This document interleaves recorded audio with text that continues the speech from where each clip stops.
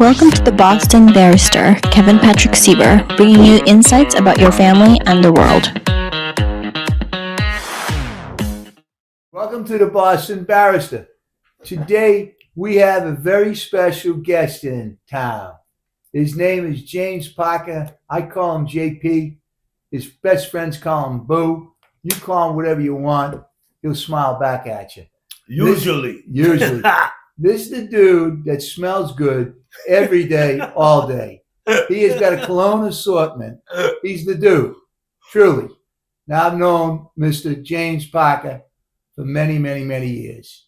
As every morning we get up and we work out together at the gym.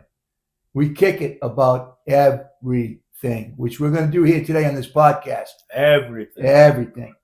And that means everything. There's no issue that's sacred under the sun. And so I must give James an introduction. He works behind my office at Mass General Hospital, has for many, many, many years. Very, very, very smart individual.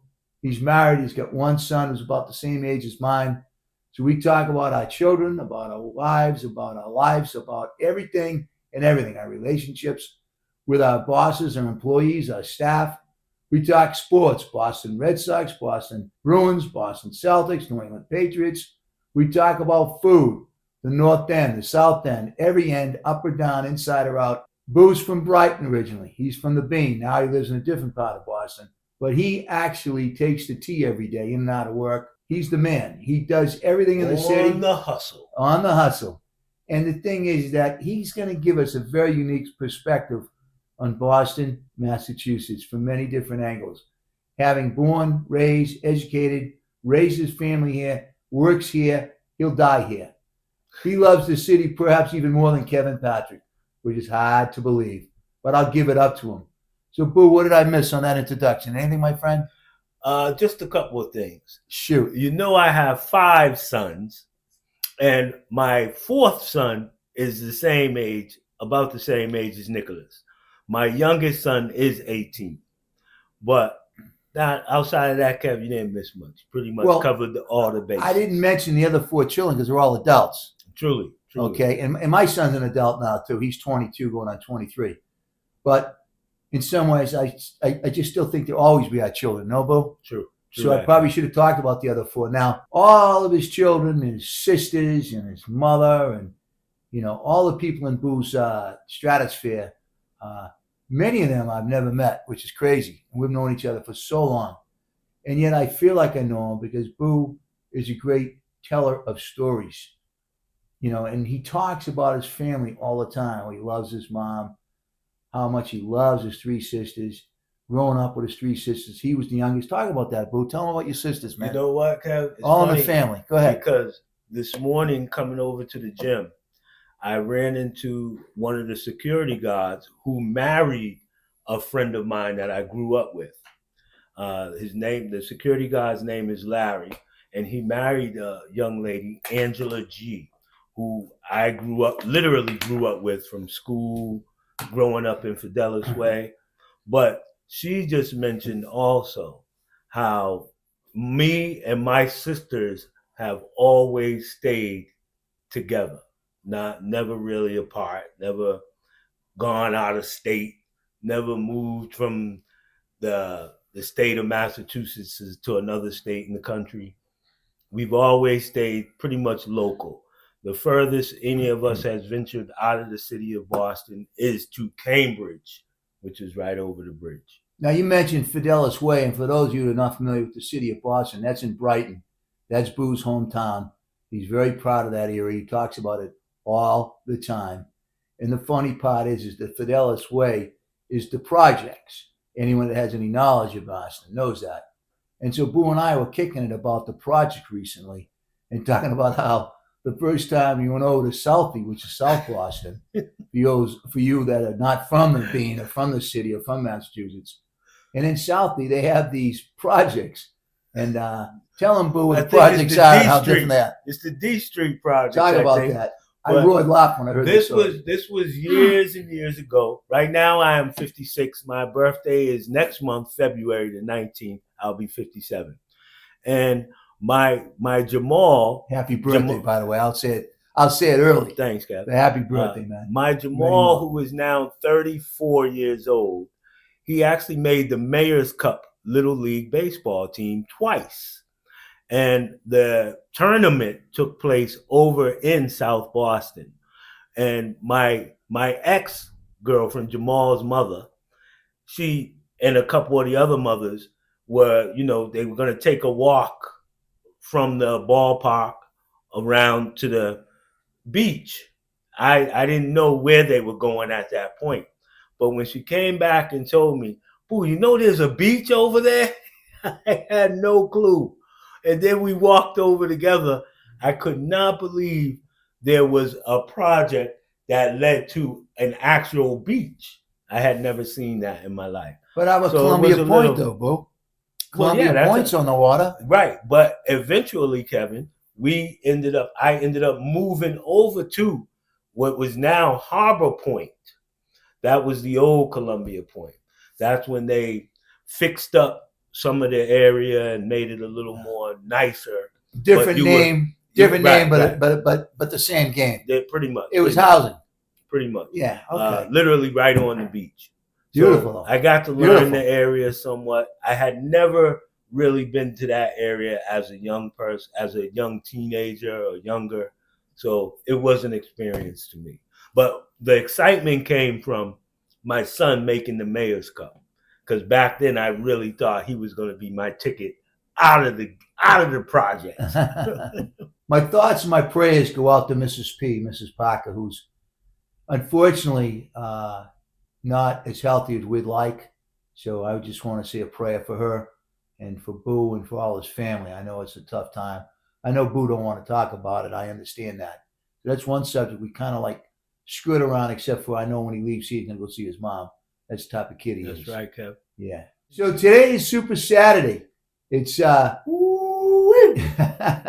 you got the Bruins and the Celtics playing the Hawks. Now tell me where your son goes to school right now. He's 18. Where's he going to school? My 18-year-old is at Archbishop Williams. So shout out to the Archies over in Braintree. Shout out to the Archies, who in their football season this year, my son actually joined the team as a part of management. And their football team this past season did something they hadn't done since like the 70s or something. I do believe they went 11-2 on the season. And they lost 2 games to the same team, right? Yes, Kev. And who was that, Boo? Foxborough. Yeah. Congratulations, Foxborough. So they lost them during the regular season once. Then they lost them in the playoffs. Yeah. For the Super Bowl. Yeah, that's right, Kev. Congratulations, if they would have Foxborough. won that second time, they would have went to a championship game. Good stuff. But for my son Jalen, who I call Huncho, affectionately, it was a totally new experience for him that he absolutely loved. Now, he was a big part of it. Now, Boo won't say this, but I will, because he's not a kid that brags. But I'm really proud of Honcho. Honcho's been crushing it in school. Truly, he's doing honor roll material. He's just a great kid, and he does community service credits also. Yeah, you're almost done with that. So he's going to be going to college next year. So, my prediction, and Boo's not going to tell you this, but I will. I see him going to BC Eagle, a Screaming Eagle over on the Heights, because his mom went there. Therefore, it's a legacy. His mom's alma mater. Absolutely. But I think she would love him. I think she's spreading it out for him to go there. But it overall will be his pick. But it will be local. He will not be leaving Massachusetts. I don't think he'll be leaving the city of Boston. But I laugh because it's tough. In my life, my children are spread out through age. And his mom is very protective, but in a very good way. Wait a minute, tell me, what's wrong with that, Boo? I said in a very good way. I cheer her on. I said in a very good way, Kev. From a distance. But the thing is that there's nothing sacred under the tree. And Boo and I kick it all the time. And I hate to say this. I agree with Boo on almost everything in life. But when it comes to any issue between him and Elena, I side with Elena like 99% of the time. You know what? I know that for sure. I know that for sure. She's the girl, man. She is the girl. This is the voice I need to ground me to 100%, be a part of who I am. 100%. She's good for you and good for your son, man. Yeah, truly, Kev. Yeah. Truly. So He's gonna go to Boston College next year, and Speak it up, Kev. You can speak it yeah, up. no, and I think that it's a great reason. It's a legacy. Your wife went there, And she loved the school. there's such competition and such great education and higher learning in Boston, and all the history, boo. I mean, let's talk about the Freedom Trail, man. We are drenched in history here. We are so lucky and fortunate, man. Truly. Tell me if I'm wrong. No, you're right. What does Martin Luther King mean to you? And I'll tell you what he means to me. Come What on now, bring Martin it. Luther King means to me, Kev, as a black You're a what? American. You're a what? As a black American 56-year-old man, I never got to meet him personally, obviously. But what he means to me and my family, a lot of my loved ones, was seriously hard work, hope, prayer, love, caring, everything that you Peace. can imagine. Yep, everything you can imagine good. Yeah. That's what we have from him. And also in loving your family. Me and Kevin was talking about something just the other day and somewhat just this morning before we started this.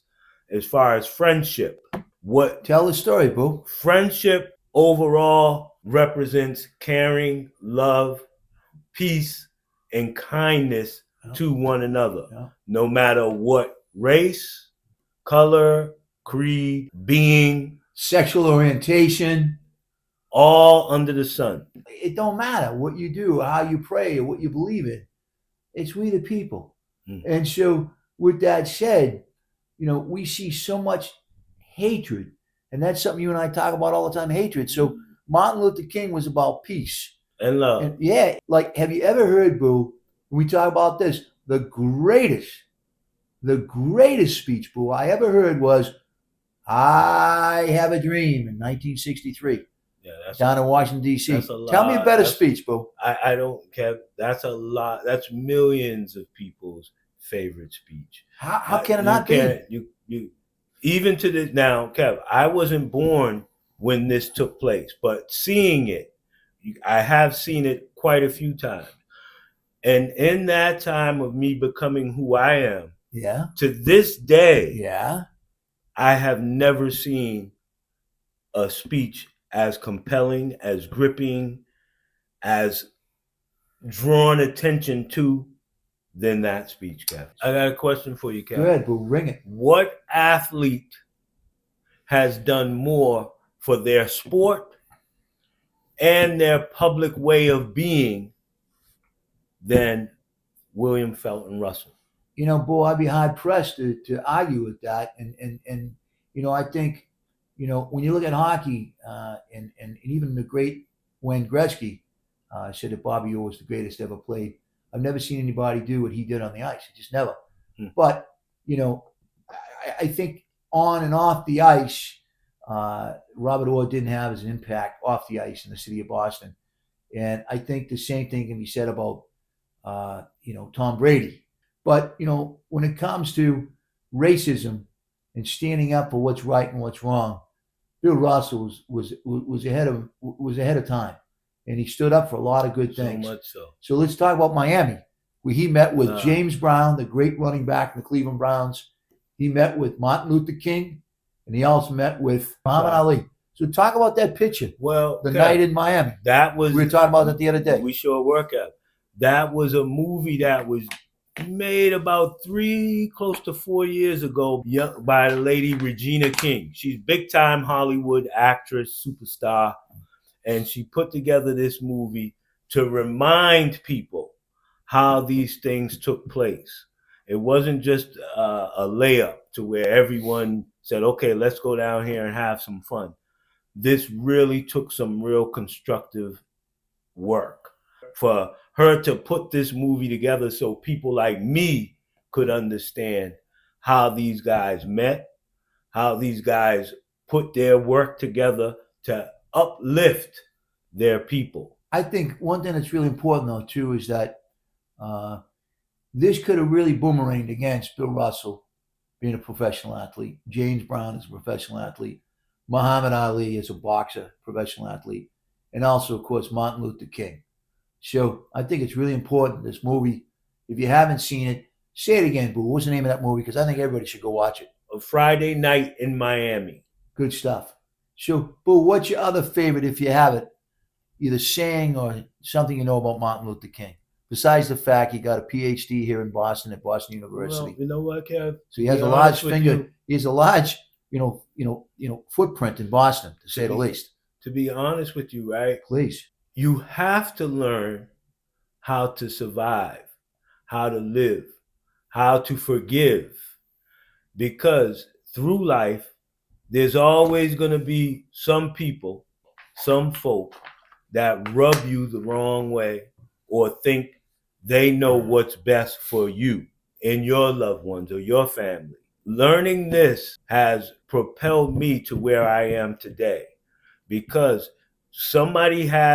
if someone has some issue with who you are, why you are, you have to be bigger than that and don't fall to their standard. When I say fall, that's lowering yourself to their standard.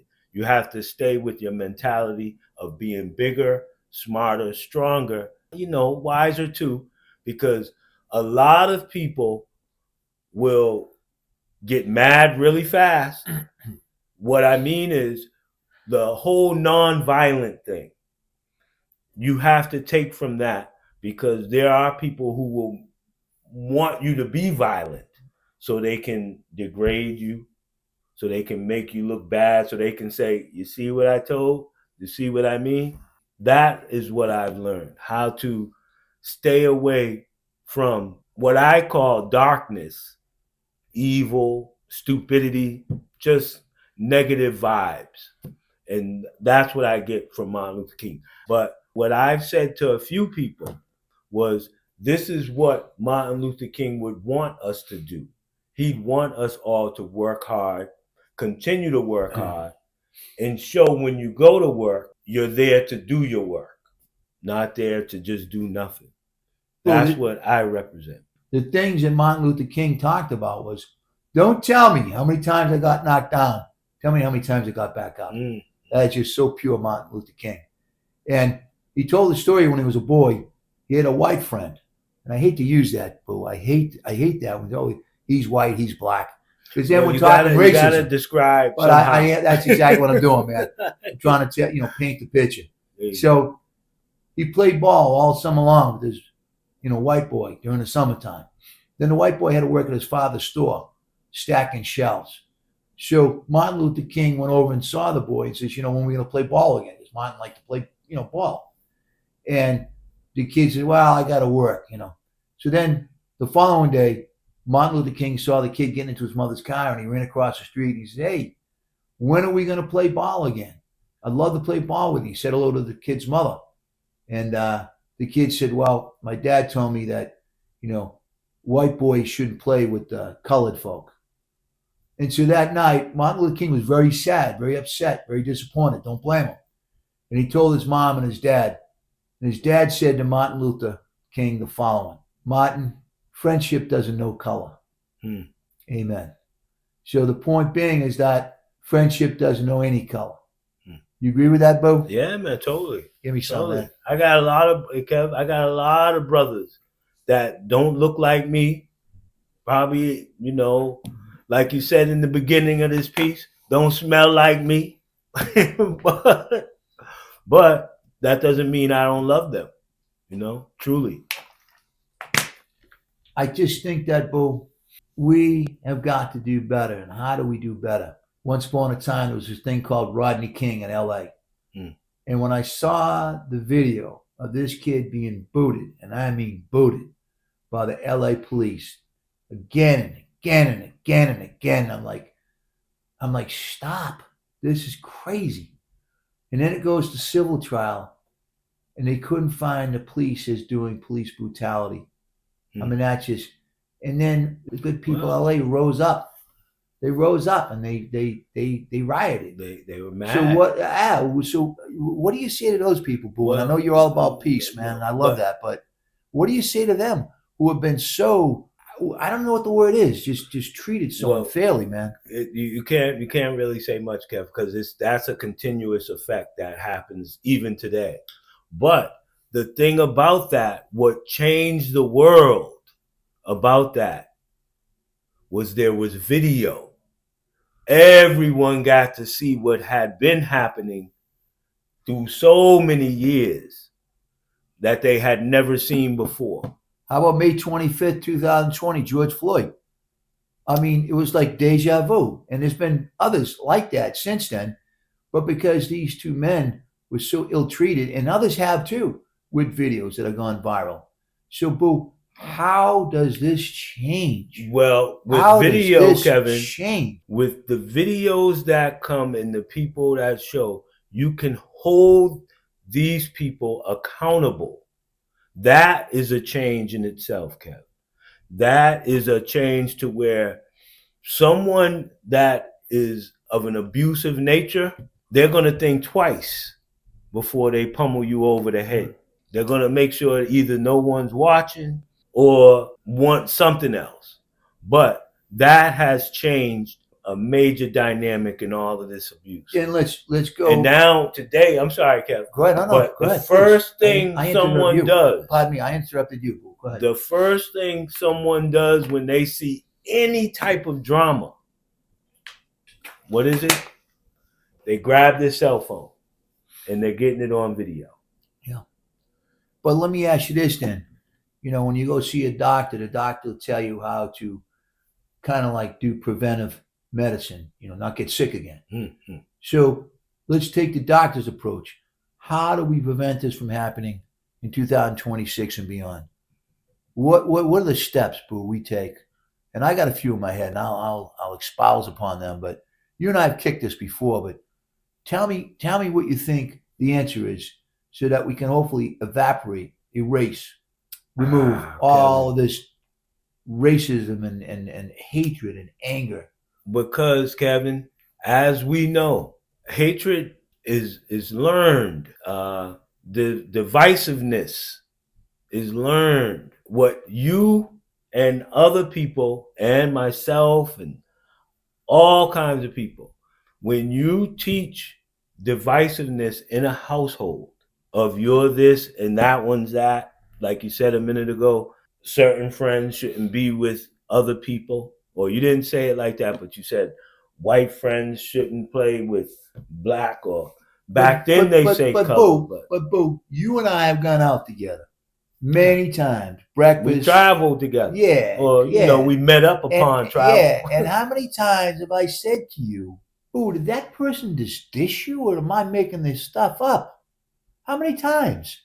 I don't know. And I'm always amazed at you, and I give you major applause that you stay as cool as a cucumber.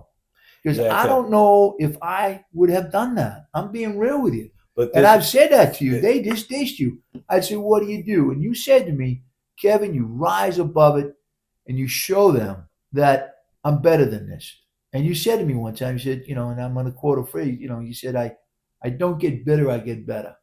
And I'm not going to, you know, because one time at a time, I need to lead by example, you told me. Mm-hmm. And so I don't react to it, because there's two things. You said, there's an event that happens and somebody treats me wrong. And then it's how I react is what really matters. Yeah. So I've chosen either to react in a negative way or react in a positive way. So talk about that. This is music and sports. Yeah. Yeah. And if you're playing 3-on-3, which we played all the time in the band, you know, you didn't care somebody who they were or what they were. You needed the body. Yeah. You just cared about whether they had game. Am I wrong? Nah. Talk about that. Talk about that's the sport. That's it in a nutshell. How you does needed sports the affect? body. With music, with sport, Kev, those two genres seem like no matter who you are or where you are, even if your countries are at war, literally, if you're on the same team, somehow you find a way to work with this other person. Yeah, and we were talking about the great Diana Ross, and she was on New Year's this year, and she's 82 years old. She was helping drop the ball in New York. Oh, man. She's as beautiful today as she was when she first started with the Supremes. And I mean, and her music just transcends everything. And then, you look at other people, like we were talking about Motown. And, I asked you if you'd ever seen the play Motown and talk about that. You went and saw it and you didn't sit down. No, You it's danced hard. the whole It's time. hard. It's hard. It is hard. And so as a kid growing up, you have parents that love this music. So this is what you're growing into. Well, when we go play ball, some of the kids would bring a radio. Yeah, there you go. And they'd play, music their music while playing on the court. Yeah, and their music, was Motown. So, you started listening to different types of music because you were from different types of cultures. But when all is said and done, to this day, there's not a song that I hear from Motown that I want to get up and start moving or dancing or like tap my legs, because I love Motown. And it's just something you become a part of. And you don't even know it happens to you. Seriously. Like we were talking about Jimi Hendrix. I mean, as a kid, I had every one of his albums. He's just unbelievable guitar player. Perhaps the best that ever lived. Has anyone else played the national anthem with a guitar? I think they have, Boo, but not to the extent. And when he did it, I don't and know. He did it at Woodstock. He did it, at different times.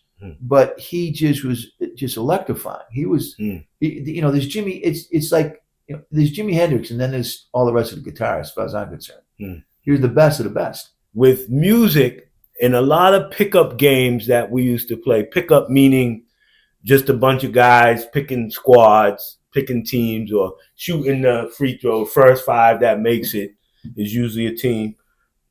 But a lot of us felt listening to music while we played made us play better. That's some strange psyche thing, but it's what we believe. I agree with it. You go to an NBA game today, and man, it's like booming through the speakers. Well, I'm so glad that the TD Garden, the old Fleet Center, to the old historic Boston Garden. I am so glad now they don't just have the organ playing. For a lot of years, Kev, that organ was terrible, man. I don't know what the... And they still play it at both. They do, both games. But they got other music rolling. And they do it. They got a new sound system. Yeah. Thank God. Yeah. And they got cheerleaders in the past 8 or 9 years. Yeah. Never had cheerleaders. That's because of Red Auerbach. What was the deal with that? Red Auerbach didn't believe in it. But now they got a new sound system. Yeah. The games are rocking. Yeah. And then at certain breaks you hear that organ.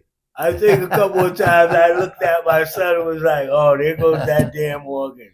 Well, Boo, in closing up, the third thing besides sports music, I think is really important, and you kind of like hit on it in different ways, is education. And life is a great teacher. We're just lousy students at times. True that. So we need to also understand that, education, because all this hatred is just ignorance, Boo. Yeah, truly. In my opinion. Truly. Ignorance. Not knowing. No, exactly. And too many people yap instead of listening. We're all victims of that. Mm-hmm. We want to get our point across, but yours is not valid. But your ears never get you in trouble. You listen. And I tell that to clients all the time. You got to listen. Okay? No matter what situation it is. And have less yap, shut the fire truck up. Don't talk as much. I like that, Cap. It's true. Shut the fire. I never heard that, Cap. It's true. You know how many times I'm going to use that now, right? I'm with you. Oh, man, I'm all over it. Well, just shut the fire truck up. There you go. But with that said now, as we end all the podcasts, Boo, and it's so important, the greatest document ever written, in my humble opinion, is the United States Constitution. And it reads, "We the people." There you go. It's so important for us to understand that. And we got to do better in this country. And I hear people complain about this great country. And I don't like it, because I've had the absolute blessed opportunity, Boo, as a former cadet, officer, now private citizen, to sail all over the world. And I mean this sincerely. When I came back to this country the first time, I got down off that ship the first time and kissed the ground I walked on. Mm. I said, oh my God, how lucky I am.